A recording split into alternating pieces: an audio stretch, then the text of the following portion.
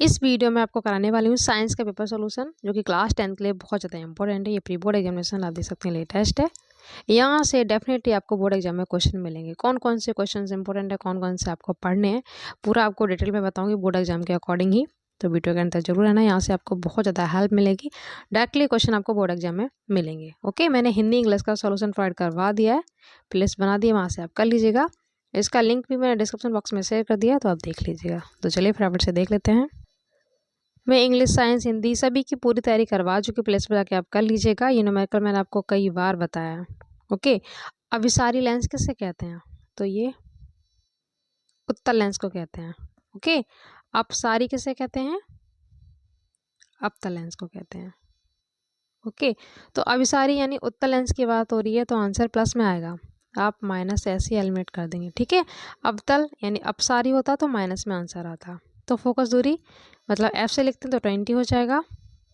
और हमसे क्या पूछ रहा है? क्षमता मतलब पी पूछ रहा है। तो ये वैल्यू सेंटीमीटर में, तो फॉर्मूला क्या होता है? P equal to 100/f। अगर मीटर में होता तो 1/f आता। क्लियर? तो 100/f जब हम लिखेंगे 100/f, तो f की वैल्यू कितनी है यहाँ पे? 20। तो 20 से 100 5 बार कट जाएगा, 25 जो 100 होता है, तो +5D आंसर आ जाएगा। एक बार फिर से देख लो, सेंटीमीटर में जो फॉर्मूला होता है पी का, वो होता है ये वाला। अगर ये मीटर में होता, मैं आपको एक्स्ट्रा फैक्ट बता रही हूँ, से एक भी क्वेश्चन आपका गलत ना हो। ये मीटर में लगाते हैं, ओके, ये सेंटीमीटर में है। तो यहाँ पे सेंटीमीटर पे गिवन है तो हम ये वाला लगा देंगे। 100/f की वैल्यू 20 हो जाएगी, 2 5 जा 10, तो +5D आएगा, क्योंकि यहाँ पर अभिसारी मतलब उत्तल लेंस की बात हो रही है। अपसारी होता तो माइनस आता। तो देखो दोनों ऑप्शन सेम है, बस आपको कंफ्यूज करने के लिए एग्जामिनर ऐसे ही क्वेश्चन घुमा के पूछता है, तो आपको ध्यान रखना है। उत्तल में प्लस लेते हैं, अवतल में माइनस। अब यहाँ पे उसने अभिसारी कह दिया, तो आपको अभिसारी भी किसे बोलते हैं? उत्तल को कहते हैं। अपसारी बोलता तो अवतल को बोलते हैं। क्लियर? नेक्स्ट, यहाँ से भी क्वेश्चन एक डेफिनेटली पूछा जाता है, सुनिए बहुत इंपॉर्टेंट है। रंगों का जो क्रम है वो क्या है? विबग्योर। ओके, ये सिक्वेंस आपका रखना, violet, indigo, blue, green, yellow, orange, red. जो भी क्वेश्चन बनेंगे वो बैगनी और लाल में से ही बनेंगे। ये ऑप्शन में दिए तो होंगे बट इसका आंसर नहीं होगा, ठीक है। तो यहाँ पे पूछा गया, जब श्वेत प्रकाश परिमेय से होकर जाता है तो सबसे अधिक विचलन किस रंग में होता है? तो वायलेट, बैगनी में होता है। ओके, अगर यहाँ पे सबसे कम होता तब आप रेड पे टिक कर दे। दोनों ही आपको ध्यान रखने हैं, ये आप ऐसे एलिमेंट कर दोगे। जो भी इसका आंसर होगा इन्हीं दोनों में से होगा, ठीक है। तरंग दैर्घ्य लाल रंग की अधिक होती है, इसकी कम होती है। ये न्यूमेरिकल मैंने आपको सेम टू सेम कई बार करवाया। प्रकाश की चाल को सी से लिखते हैं, ये अलग से MCQ में भी पूछा आता है। ओके, जल में प्रकाश की चाल उसने V पूछा हुआ है, और n यहाँ पे 4/3 है। अपवर्तनांक को n से लिखते हैं, ठीक है। तो फॉर्मूला लगा देंगे, V = C/n। C की वैल्यू 3 × 10⁸ आ जाएगा। n की वैल्यू 4/3 है, 3 ऊपर जाएगा तो 3 3 9 हो जाएगा, नीचे 4 है, ये वाला 4 से कट करो 2.25 आ जाएगा, ठीक है। तो ऑप्शन में देख लेते हैं, × 10⁸ मीटर/सेकेंड। तो 2 वाला ये है, ये वाला अप्रॉक्स में दे रखा है ना, ये इसका निकल के आ जाएगा। तो ये हो जाएगा ऑप्शन ए। कुछ भी नहीं करना है, सी की वैल्यू नीचे n की वैल्यू लिखेंगे, 3 ऊपर चला जाएगा 9 आ जाएगा, 4 से कट कर देंगे, ये पावर जैसी है वैसी रहेगी। तो ऐसे कर लीजिएगा। ओके, आपको अच्छे से सीखने हैं तो प्लेस पे जाके आप सीख लीजिएगा। यहाँ पे मैं आपको सॉल्यूशन करवा रही हूँ। मात्रक से एक क्वेश्चन जरूर पूछा जाता है, तो मैं आपको चारों बता देती हूँ। यहाँ पे कूलाम आवेश का मात्रक होता है, जूल कार्य का मात्रक होता है, ऊर्जा का भी मात्रक जूल होता है, ठीक है। धारा का मात्रक यहाँ पूछा गया तो एम्पियर। प्रतिरोध का होता है ओम, ये भी आपको याद रखना है। अगर आप न्यूमेरिकल करेंगे ना तो आपको ये सारे याद हो जाएंगे। ऊष्मा का कैलोरी होता है। ओके, तो यहाँ पर विद्युत धारा का मात्रक पूछा गया एम्पियर। धारा का जो मेजरमेंट होता है, विद्युत धारा को मापते किस में? अमीटर में। ओके, विभवांतर का मात्रक वोल्ट होता है, ये भी आपको याद रखना है। और विभवांतर को वोल्ट मीटर में मेजरमेंट करते हैं। ये क्वेश्चन मैंने एक्स्ट्रा बता दिए जो कि एग्जाम में पूछे जाते हैं। ये भी न्यूमेरिकल है। लंबाई एल है, क्षेत्रफल ए है, प्रतिरोध यहाँ पर 4 ओम गिवन है। लंबाई, यदि तार की लंबाई 2L क्षेत्रफल A/2 हो तो प्रतिरोध क्या होगा? तो इसका फॉर्मूला क्या होता है? R इजिकल टू रो, हल्का सा तिरछा बनाते हैं, L अपॉन A। तो इसका प्रतिरोध कितना है? 4। तो 4 equal to rho into L upon A। ये इक्वेशन फर्स्ट हो गई। ओके, अब उसने बोला है तार की लंबाई 2L हो, तो सेम ही है तो R रो के बराबर हो जाएगा। ये तो सेम रहेगा ऐसे ही, ठीक है। इंटू L उसने कितनी है? 2L। क्षेत्रफल कितना दिया है? क्षेत्रफल उसने A/2 दिया है, तो हमें एक की जगह यहाँ पे रखेंगे A/2। तो 2 से 2 कैंसिल। ओके, तो R की वैल्यू क्या आ गई? रो इंटू L अपॉन A। यही तो आ गया, रो इंटू L अपॉन A। तो यहाँ से रो इंटू L अपॉन A की वैल्यू कितनी है? 4। तो आंसर क्या आ जाएगा? 4 ओम आ जाएगा। ओके, नेक्स्ट क्वेश्चन बहुत इंपॉर्टेंट है, खूब पूछा आता है बोर्ड एग्जाम में। किसी चालक का प्रतिरोध किस कारक पर निर्भर नहीं करता है? तो ये तीनों पे ही करता है। किस पर नहीं करता? चालक के आकार पर नहीं करता है। नहीं पर आपको अच्छे से फोकस करना है। देखो, तीव्रता का मात्रक यहाँ पूछ ले गया। यहाँ पर मात्रक से फिर से क्वेश्चन पूछा गया। चुंबकीय क्षेत्र की तीव्रता का मात्रक टेस्ला होता है, इसे टी से लिखते हैं। ओके,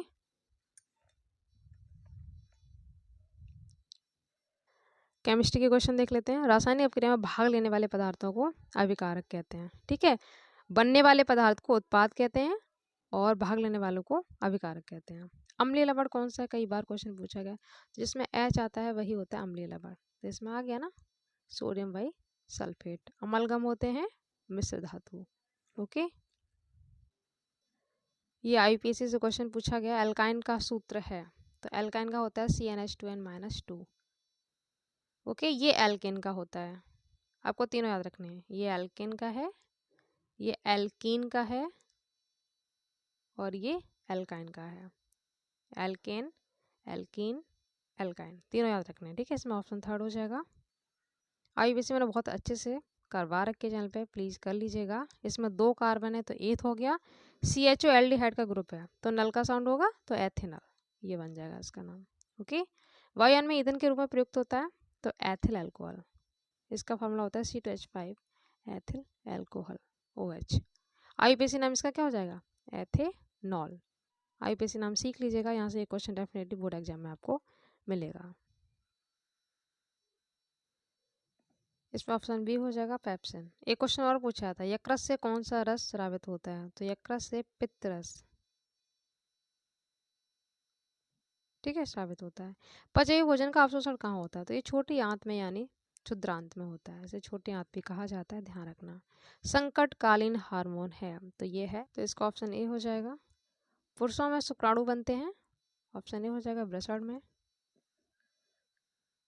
पत्तियों द्वारा कायिक जनन होता है तो ब्रायोफिलम में होता है। XY लिंग जो गुणसूत्र होते हैं वो होते हैं मनुष्य में। जीव मंडल में ऊर्जा का मुख्य स्रोत क्या है? सूर्य। ओके, ये MCQ हो गए कंप्लीट। अब देख लेते हैं फिजिक्स के क्वेश्चन। 30 सेंटीमीटर वक्रता त्रिज्या वाले अवतल दर्पण से 20 सेंटीमीटर की दूरी पर एक वस्तु रखी है तो प्रतिबिंब की स्थिति बतानी है। ओके, अभी आपको मैं सॉल्व करवाऊंगी। प्रकाश का प्रकीर्णन किसे कहते हैं? इसमें खतरे के सिग्नल लाल क्यों होते हैं? ये भी न्यूमेरिकल है। नेक्स्ट, प्रकाश का अपवर्तन किसे कहते हैं? इसके नियम पूछे गए और आपतन कोण, परावर्तन कोण, अपवर्तित किरण की डेफिनेशंस देनी है। नियम आपके, ये क्वेश्चन बहुत इंपॉर्टेंट है बोर्ड एग्जाम के लिए। प्रकाश के परावर्तन के नियम आपको याद करने हैं और अपवर्तन के नियम याद करने हैं। ओके, ध्यान रखना। ओम का नियम मोस्ट इंपोर्टेंट है। ओम का नियम फ्लेमिंग के बाएं हाथ का नियम, दाएं हाथ का नियम आपको अच्छे से पढ़ लेना है। ओम के नियम का सत्यापन भी करवाता है, ये मैं करवा चुकी हूँ आपको क्वेश्चन, तो आप प्लेस पे जाके कर लीजिएगा। चॉइस में है ये, यहाँ पे मैं आपको ये वाला करवा दूंगी। ओके, तो न्यूमेरिकल देख लेते हैं। R यहाँ पर 30 है। अवतल की बात हो रही तो माइनस में लेंगे। 20 सेंटीमीटर दूर मतलब U की वैल्यू -20 हो गया, क्योंकि वस्तु बाईं ओर रखी होती है तो अवतल में माइनस लेते हैं। प्रतिबिंब की स्थिति मतलब B हमसे पूछ रहा है, तो सबसे पहले हमें F चाहिए। तो F के लिए फॉर्मूला क्या होता है? F = R/L। 2। तो आर की वैल्यू 30 हो गई, माइनस में इससे कट किया 2 से 30 तो माइनस का 15, एफ की वैल्यू आ गई -15। ओके, अब हम फॉर्मूले में रख देंगे। दर्पण का फॉर्मूला क्या होता है, 1/f is equal to 1/v plus 1/u। Okay, इसमें हम एफ और यू की वैल्यू रख देंगे, वी की वैल्यू निकाल लेंगे। तो चलिए देख लेते हैं। ऐसे आप लिख के, ये मैंने आपको बता ही दिया, ये फॉर्मूला आएंगे। इसके बाद हमें वी की वैल्यू चाहिए ना, तो पक्षांतर किया है, प्लस का है इधर माइनस का हो गया, ये प्लस का जैसा है वैसा रहा, ये प्लस का इधर माइनस का हो गया। तो माइनस का जब अंदर मल्टीपल करेंगे तो ये प्लस बन जाएगा, प्लस वाला माइनस बन जाएगा, माइनस वाला प्लस। तो ये हमारा फॉर्मूला निकल के आ गया -1/u प्लस 1/f। अब u और f की वैल्यू पुट कर देंगे। तो हमने ये रख दिया, u की वैल्यू -20, f की वैल्यू -15, एलसीएम लिया 60 आएगा। ओके, 20 का इसमें क्या 23 जा, 15 का इसमें क्या 15 4 जा 60, प्लस माइनस माइनस हो गया। तो 4 में से 3 जाएगा तो 1 बचेगा, माइनस का बचेगा क्योंकि माइनस की वैल्यू यहाँ पर ज़्यादा है। ठीक है, तो माइनस का 1 आ गया, क्रॉस मल्टीपल किया तो v इक्वल टू -60। तो आंसर जब ऋणात्मक आया है तो प्रतिबिंब कैसा बनेगा, वास्तविक और उल्टा। कैसा प्रतिबिंब बनेगा, वास्तविक और उल्टा। तो ये सॉल्व हो गया, ऐसे कर लीजिएगा। ये मैं आपको बहुत अच्छे से न्यूमेरिकल सारे करवा चुकी हूँ, प्लेस पे जाके आप चैप्टर वाइज कर लीजिएगा। ओके, प्रकाश का अपवर्तन किसे कहते हैं ये भी मैं आपको करवा चुकी हूँ। यहाँ से आप डेफिनेशन लिखेंगे और इसके नियम। अपवर्तन और परावर्तन आपको दोनों याद रखने बोर्ड एग्जाम के लिए, एक क्वेश्चन यहाँ से डेफिनेटली आपको मिलेगा। ये इसके दोनों नियम लिख दीजिएगा। ओके, प्रकाश का प्रकीर्णन किसे कहते हैं, तो आप यहाँ से लेकर यहाँ तक लिखेंगे। ठीक है, इस खतरे के सिग्नल लाल रंग के क्यों बनाए जाते हैं, क्योंकि लाल रंग की तरंग दैर्घ्य सबसे अधिक होती है तो उसका प्रकीर्णन सबसे कम होता है और दूर से वो दिख जाता है। एक क्वेश्चन और पूछा था कि आकाश का रंग नीला क्यों दिखाई देता है, तो इसका रीजन होगा प्रकाश का प्रकीर्णन। ये भी क्वेश्चन पूछा जाता है। ओके, ध्यान रखना। आपतन कोण परावर्तन कोण की परिभाषा पूछी गई, ये लिख लीजिएगा आप। अपवर्तन के नियम मैंने आपको करवाई दिए हैं। खतरे के सिग्नल लाल रंग के क्यों बनाए जाते हैं ये भी मैंने आपको रीजन बता दिया, लिख लीजिएगा। ये न्यूमेरिकल भी बहुत सिंपल है। v की वैल्यू 200 हो गई। ओके, p की वैल्यू होगी 100, i पूछ रहा है हमसे। ठीक है, तो i की वैल्यू क्या निकालेंगे, फॉर्मूला होता है p equal to v into I. तो जब i की वैल्यू निकालेंगे तो p अपॉन v हो जाएगा। ओके, अब p की वैल्यू क्या लिखेंगे 100, v की वैल्यू लिखेंगे 200। तो 2 जीरो से 2 जीरो यहाँ पे कट होगी, जब 2 का डिवाइड 1 में देंगे तो 0.5 एम्पियर आ जाएगा। धारा का मात्रक एम्पियर होता है, तो फर्स्ट आंसर हमारा आ गया 0.5 एम्पियर। ओके, कुछ भी नहीं है, बस फॉर्मूला आपको पुट करना है, आंसर आ जाएगा p अपॉन v। अब देख लेते हैं इसने क्या पूछा है, प्रतिरोध, मतलब हमसे r पूछ रहा है। तो v equal to I into R होता है ना, तो जब r निकालेंगे तो का फॉर्मूला क्या होगा v अपॉन आई। v की वैल्यू क्या रख देंगे 200, i की वैल्यू क्या रखेंगे, हमने अभी क्या निकाला था 0.5, तो यहाँ पे पुट कर देंगे 0.5। पॉइंट हटाया, एक जीरो ऊपर क्योंकि पॉइंट के बाद एक डिजिट है, 5 से जब डिवाइड देंगे 5 4 जा 20, 2 जीरो आ गई। तो r की वैल्यू आ गई 400 ओम और i की वैल्यू क्या आई थी 0.5 एम्पियर। ओके, तो इसलिए आप कर लेंगे, बहुत सिंपल है, ये मैंने आपको करवाई दिया है। ओके, अब देख लेते हैं केमिस्ट्री के क्वेश्चन। योगात्मक विस्थापन अपक्रिया बहुत ज़्यादा इंपॉर्टेंट है। संयोजन वियोजन, संयोजन को ही योगात्मक कहते हैं। तो आप कैसे लिखेंगे, जब दो या दो से अधिक पदार्थ मिलकर एक ही उत्पाद बनाते हैं, दो पदार्थ मिलकर एक ही उत्पाद बनाते हैं तो उसे बोलते हैं योगात्मक या संयोजन अपक्रिया। ठीक है, ये दो थे, एक बन गया, इससे बैलेंस करने के लिए यहाँ पे 2 लगा लेंगे, यहाँ पे 2 लगा लेंगे, या फिर C+O2, ये भी 2 हो गए, इससे एक बन गया ये CO2। तो ये होती है योगात्मक अपक्रिया। जब दो या दो से अधिक पदार्थ मिलकर एक ही उत्पाद बनाते हैं तो उसे योगात्मक या संयोजन अपक्रिया कहते हैं। मोस्ट इंपॉर्टेंट है ये चैप्टर। ठीक है, यहाँ से एक आपको जरूर मिलेगी। विस्थापन, वियोजन, संक्षारण, विकृत गंधता, ये टॉपिक आपको अच्छे से पढ़ लेने हैं। उष्मा छेपी, उष्मा शोषी, ऑक्सीकरण अपचयन बहुत अच्छे से मैंने करवाए 1 शॉर्ट रिविजन में, तो कर लीजिएगा। अब देख लेते हैं विस्थापन अपक्रिया। विस्थापन अपक्रिया किसे कहते हैं, जब क्या लिखेंगे, जब एक अधिक अपक्रियाशील पदार्थ कम क्रियाशील पदार्थ को विस्थापित करता है तो उसे बोलते हैं विस्थापन अपक्रिया। जैसे कि जिंक, कॉपर से अधिक अपक्रियाशील है तो ये कॉपर को विस्थापित कर देगा। ये इससे क्रिया करके जिंक सल्फेट बना लेगा और कॉपर को यहाँ पे विस्थापित कर देगा। तो ये होगी रिएक्शंस। तो ये एग्जांपल हो गया विस्थापन अपक्रिया का। ओके, अब ये देखो ब्रंजक चूर्ण का रासायनिक नाम और सूत्र बनाने की विधि का रासायनिक समीकरण और 2 उपयोग पूछे हैं। अब आपको 4 टॉपिक याद करने हैं इसमें। एक तो ब्रंजक चूर्ण, ओके, इसी को ब्लीचिंग पाउडर भी कहते हैं, धावन सोडा, बेकिंग सोडा और प्लास्टर ऑफ पेरिस। इन चारों में से एक बोर्ड एग्जाम में डेफिनेटली पूछा आता है। फिर से सुन लो, ब्रंजक चूर्ण या ब्लीचिंग पाउडर, पीओपी, धावन सोडा, बेकिंग सोडा, चारों के नाम और सूत्र बनाने की विधि और 2 उपयोग मैंने बहुत अच्छे से करवाए हैं, कर लीजिएगा। ओके, एक आपको बोर्ड एग्जाम में डेफिनेटली मिलेगा। तो इसका रासायनिक नाम, तो इसका अर्ध सूत्र होता है कैल्शियम ऑक्सीक्लोराइड, CaOCl2। तो इसका रासायनिक नाम क्या हो गया, कैल्शियम ऑक्सीक्लोराइड। कुछ भी आपको रट्टा नहीं मानना है, Ca से कैल्शियम, O से ऑक्सी, Cl2 क्लोराइड। ओके, ये इसका अर्ध सूत्र हो गया। रासायनिक नाम आप लिख देंगे कैल्शियम, ऐसे लिखना, कैल्शियम ऑक्सी क्लोराइड। ओके, अब प्रयोगशाला में बनाने की विधि का समीकरण देख लेते हैं। बहुत सिंपल है। जब बुझे हुए चूने पर मतलब कैल्शियम हाइड्रोक्साइड पर क्लोरीन की क्रिया कराई जाती है तो ब्रंजक चूर्ण बनता है CaOCl2। 2 उपयोग आप लिख दीजिएगा, रंग उड़ाने में, जल से जीवाणुओं को नष्ट करने में। ये इसके 2 उपयोग लिख दीजिएगा। Okay, complete.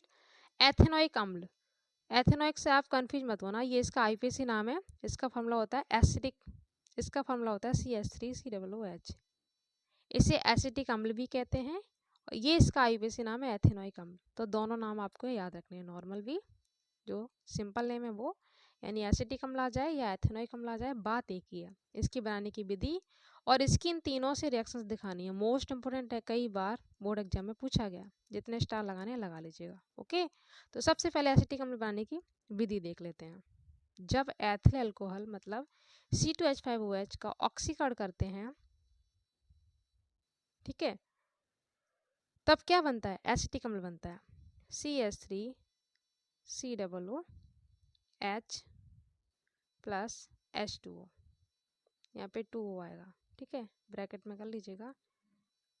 तो ऑक्सीकरण कर दिया तो ये बन गया एसिटिक अम्ल और पानी का एक अणु निकल जाएगा, ठीक है, H2O। अब इसकी रिएक्शंस कराते हैं NaOH से, एथिल अल्कोहल से और सोडियम कार्बोनेट से। तीनों से देख लेते हैं। रट्टा नहीं मानना है, बस आपको समझ के करते जाना है। तो सबसे पहले लिखेंगे एसिटिक अम्ल का फॉर्मूला, इसकी रिएक्शन NaOH से करा देंगे, एरो लगाया तो CH3CO Na से क्रिया कर लेगा तो ये बन गया हमारा सोडियम एसीटेट प्लस HH और O, तो इससे बन जाएगा H2O। कंप्लीट। NaOH से सोडियम एसीटेट बनेगा और H2O बनेगा। ओके, अब सेकंड देख लेते हैं।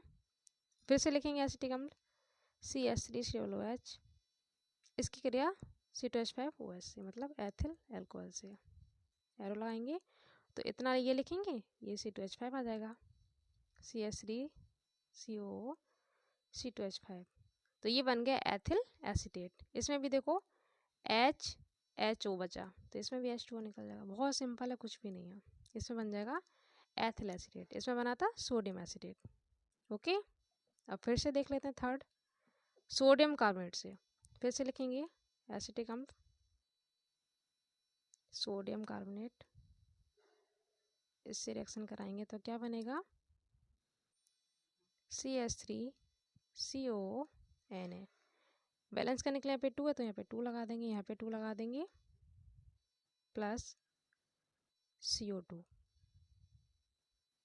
और H2O। ठीक है, ये 2 अणु इसके निकल गए, N यहाँ पर आ गया, इसमें से क्या बचा CO2 आ गया, एक O यहाँ पे रह गया और H के आगे 2 लग रहा है तो H2O ये आ गया। ओके, तो ये बन गया sodium acetate, carbon dioxide gas और पानी का अणु। तो ये तीनों से मैंने आपको करवा दिया कंप्लीट। चॉइस में ये भी तीनों बहुत इंपॉर्टेंट है बोर्ड एग्जाम के लिए, तीनों की डेफिनेशन से याद कर लीजिएगा। ओके, बायो में आपको क्या करना है, मैं आपको करवा चुकी हूँ ये वाला क्वेश्चन। पीयूष ग्रंथि को मास्टर ग्रंथि क्यों कहते हैं, ग्रंथि को मास्टर ग्रंथि क्यों कहते हैं, ये आपको करवा दूंगी। ये वाला अंतर मैं आपको सारे करवा चुकी हूँ, ठीक है। ये भी मैं आपको करवा चुकी हूँ, ये बुक में आपको इजीली मिल जाएगा, जो अच्छा लगे कर लीजिएगा। ये दोनों मैं आपको करवा दे रही हूँ। इसके बाद आपको मैथ का SST का भी मिल जाएगा, तो कर लीजिएगा। वीडियो को प्लीज़ लाइक शेयर कर दिया करो। पीयूष ग्रंथि को मास्टर ग्रंथि क्यों कहते हैं, यहाँ से लेकर यहाँ तक आप लिखेंगे, ठीक है। ये अंतःस्रावी ग्रंथियों के हार्मोन स्रावण को प्रेरित व नियंत्रित करती है, इसीलिए पीयूष ग्रंथि को मास्टर ग्रंथि कहा जाता है। ये लैंगिक और अलैंगिक जनन में 4 अंतर आपको लिख देने हैं, ठीक है। ये भी आपको बुक में इसलिए मिल जाएगा, सारे अंतर मैं करवा चुकी हूँ। प्लेस पे आके आप टॉपिक वाइज कर लीजिएगा। तो मिलते हैं नेक्स्ट वीडियो में। Thank you so much.